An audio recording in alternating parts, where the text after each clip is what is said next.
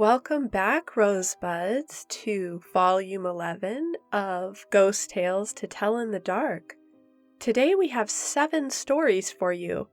Yes, I know, the title of this video says 6 true tales, and that's because 6 are true and 1 is not. Make sure to listen all the way to the end. You can decide as you listen which one is the fictional tale. Sit back, dim the lights, and settle in for 7 haunted house ghost tales to tell in the dark. Story number 1, The Shadows Dance. When I was 3 years old, my family bought a new house for the first time. The home we lived in before was a rental, and the owners kicked us out with only 5 months of forewarning. I have little memory due to being an infant, but I do remember small bits and pieces like having to be potty trained before moving, so I know I must have been very young. When we got to the new house, I was ready to play with random things my mom packed for me, but we had to do some housewarming stuff, and I met the kids next door. They were a Muslim family and greeted us with a feast, some kebabs, and rice. Ramadan had just ended, and they had a tradition of having a feast at the end. One of the children, Hassan, whispered to us, "Sometimes I see shadows dance across my room. I wonder if you'll see them too." I went on without much thought of what he said, since at that time I still believed toys were alive. That night, I lay in my bed hugging my Care Bear plush when I saw these shadows summon out of the floor and dance across my room, twirling, flying, bowing. Then they receded into the floor again. I laughed to myself, oblivious to the strangeness of those events. Then, in the corner of my room, a shadow around the size of a 7-year-old walked towards me slowly. I got scared and cried for my mom. She came to comfort me and said it was just a bad dream and brought me to her room to sleep. As the parents' bed magic goes, I woke up in my own bed with no proof I was in her bed to begin with, and went on with my day. For the next couple of years, the shadows kept dancing in my room. I named them and befriended them, at least in my mind. I eventually learned my house was built upon an old graveyard with bodies that were never moved. I believed those shadows were likely ghosts of the deceased, dancing until the end of time and trying to contact the living. Story number 2, Peekaboo, I See You. When my daughter was born, I would be the one to primarily put her to bed in her crib at night. I would rock her back and forth in an old chair in the corner of the room. One night, I was rocking her to sleep. She perked up and started waving at the wall in the room.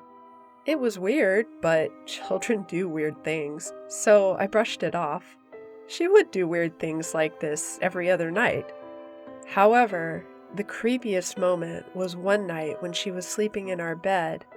Both my daughter and I woke up at the same time, out of a dead sleep in the middle of the night. I saw that the door to our bedroom was wide open, and my daughter propped herself up, giggled, and covered her eyes, saying, "Peekaboo, I see you," into the darkness. This would be creepy enough on its own, but my daughter was really young and couldn't say very many phrases at the time. And this was the first time she ever said those words. Needless to say, it was an uneasy night.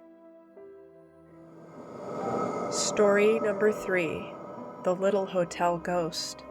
As far as paranormal experiences go, I suppose this one is very tame, but considering I've not had one, thought it would be fun to share. For our 5-year wedding anniversary, my husband and I stayed in an old Victorian farm home in New Hampshire, converted into a bed and breakfast. It was a historic home, so pretty old. The host's tradition was always to give the guests a little tour and history of the home. They boasted that the home was haunted. I imagine it was part of their marketing appeal. My husband and I were both skeptics until we experienced what we did. We were told that the family who owned the home were unfortunate enough to lose their youngest 2-year-old child to pneumonia in the 1850s. The room that was used as the nursery had the most haunted happenings, and wouldn't you know it, that's the room we were staying in. However, we weren't concerned. To keep in with the theme of the history, the room had a small rocking chair and a few little porcelain dolls on the shelves. The artwork in the room was more indicative of a child's nursery. Overall, the room had a bright and welcoming feel to it, so we weren't concerned. At about 2 a.m., I wake up to this creaking sound. I was groggy, and it took me a minute to get my bearings that I wasn't at home. I noticed in the shadows of the room that the rocking chair is moving back and forth, way more vigorously than any draft in the room would be able to produce. I shake my husband awake, and he sits up and sees the rocking chair moving back and forth as well. Both of us are stunned into silence and just keep watching as slowly it stops rocking after about 5 minutes. We were silent for a while, and then he turns to me and said, "It's really strange. I was having a dream about a little kid dressed in period clothing, running around playing in an open field." I still tend to be more skeptical than believer, but this experience certainly shook me of any rational explanation I could come up with. Story number 4. It wanted me alone in the garage. A lot of things went down in this house, but out of all the spooky things that have happened to me there, this one just crossed my mind after 18 years. I was 14 years old, living in Orange County with my 2 sisters and my mother. We had a rough upbringing, so renting an actual house was like a dream come true for us at that time, until we realized we were living in a haunted house. The garage was scary as hell, even in the daylight with people around. It just always gave me an irrational feeling of something being there that I couldn't see. When the garage door was shut, it was pitch black. No light at all from outside could get through that garage door. During the summer, I would wake up early. I would listen to my CDs on my radio. Every time I came in or out, I'd make sure my bedroom door was shut because Mom liked to sleep in the living room on the couch right outside my bedroom. Also, I would clean my room, the kitchen, and bathroom before I would ask my mom if I could meet my best friend to hang out for the day. This particular morning, the funky, spooky things of the house started early. As I walked out of my bedroom, shut my door, walked down the hall passing 2 bedrooms and the restroom, I noticed something from the corner of my eye in the kitchen, like a silhouette of a person that vanished. Just for context, this was becoming a normality living here. My mom's bedroom was directly outside the bathroom doorway to the right, and it had a private bathroom which led to the garage. Well, as I was walking out of that restroom, I saw a person walking into my mom's bedroom, like a woman. I assumed this was my mother since we were the only ones home. Thinking it was my mom, I asked if I could go to my friend's house, and the bedroom door shuts in my face. I was so offended, I was thinking, wow, rude today much? I opened the door and asked again if I could go to my friend's when the bathroom door started pulling shut. I finally opened the bathroom door and said, "Mom!" I realized the door that enters into the garage was wide open. That door was very heavy and did not stay open on its own, ever, and it was pitch black in the garage.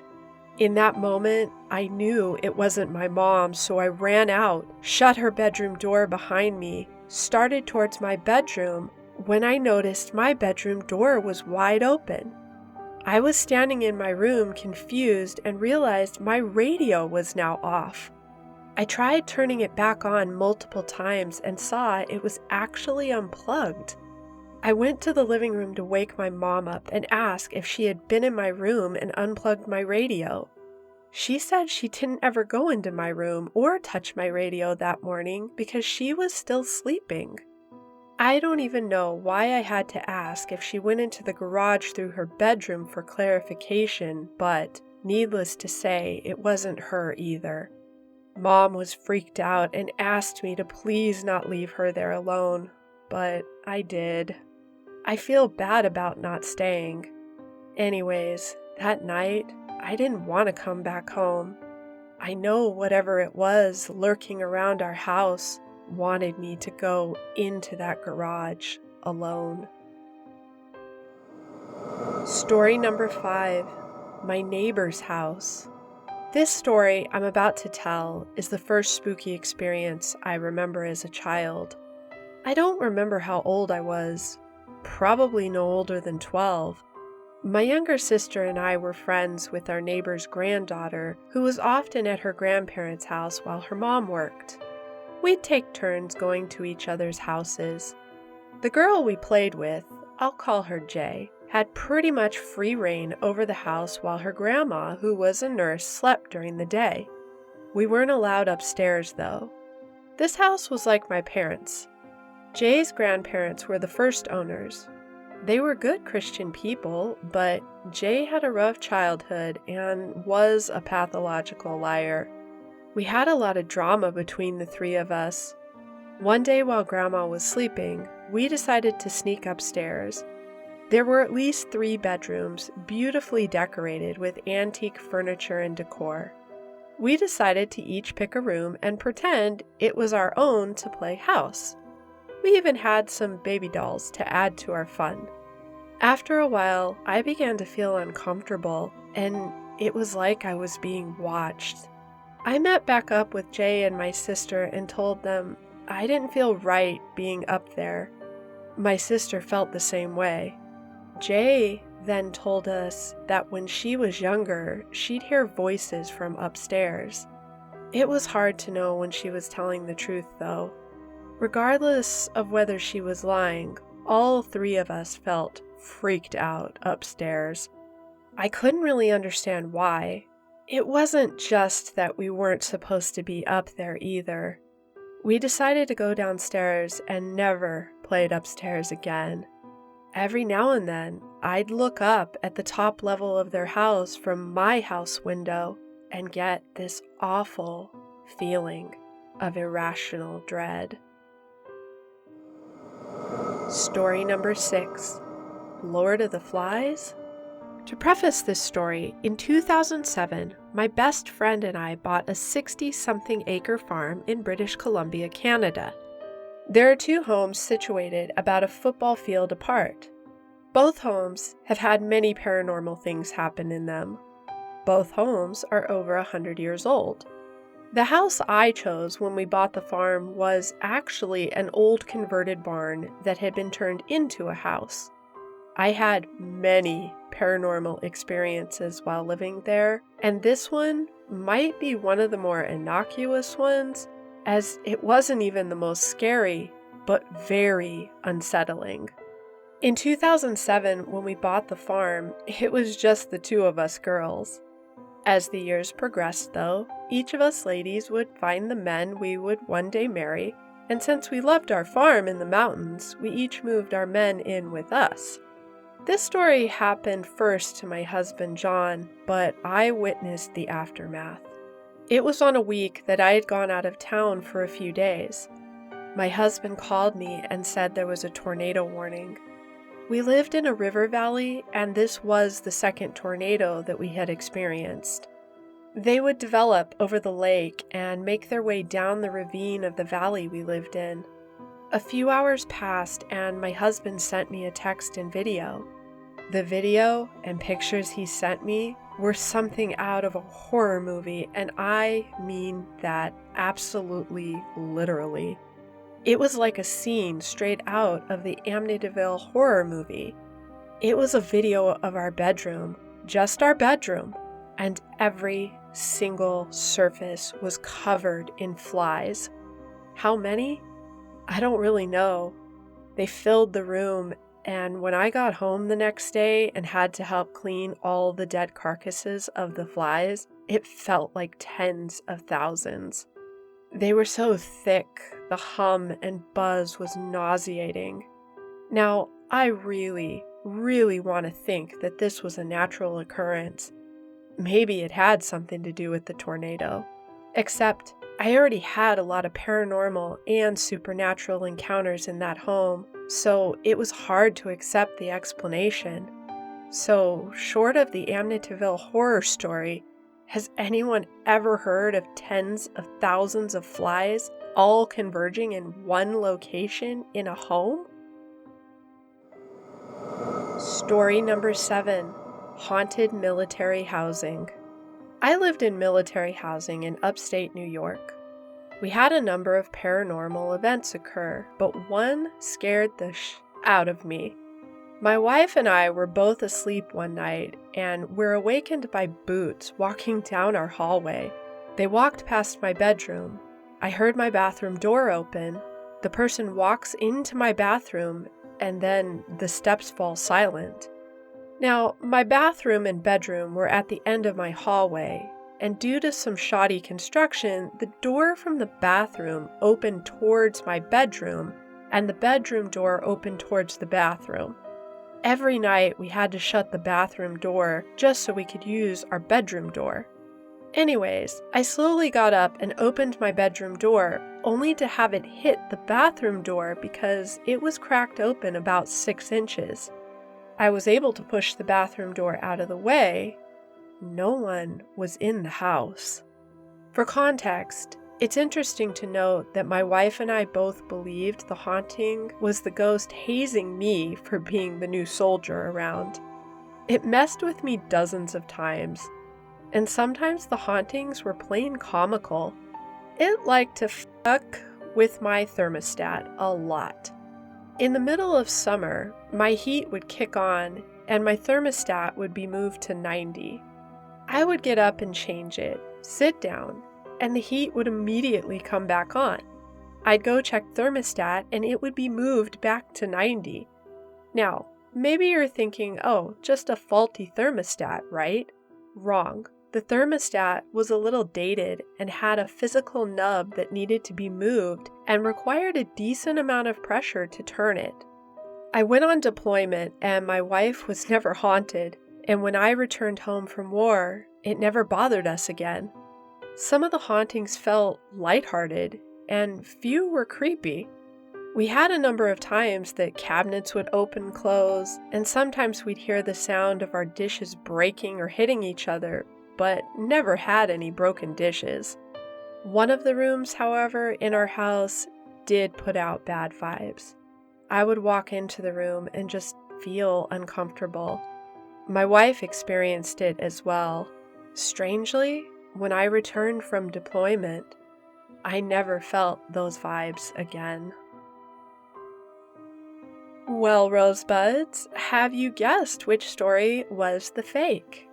All right, story number 3, The Little Hotel Ghost, was entirely made up by yours truly. So if you liked today's stories, leave us a comment about which one was your favorite and why. Also, dear Rosebuds, did you know that if you don't hit the like button today, a curse of haunted houses will follow you forevermore? It's absolutely true. So make sure to protect yourself and show us some love by smashing that button. All right, Rosebuds, that's a wrap. Thanks for listening. Take care and stay creepy.